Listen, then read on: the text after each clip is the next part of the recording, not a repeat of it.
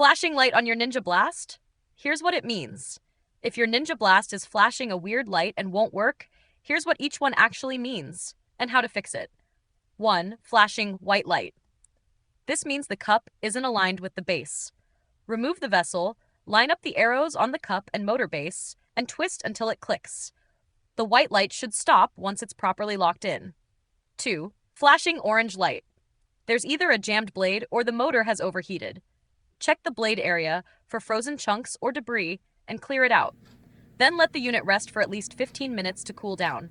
A narrow cleaning brush makes this easier. We've linked one below.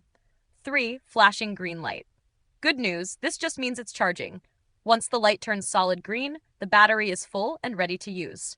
4. No light at all. This could mean the battery is completely drained, the cable is faulty, or the charging port is dirty. Try a different wall adapter, or replace the cable with a fast USB-C charger. Links in the description. If none of these match your issue, reach out to Ninja support below. And for better results next time, grab a good cleaning brush or a new cable if needed. We've got options linked. If this breakdown helped, subscribe to No Filler Fixes for more quick appliance tips. Thanks for watching, and blend easy.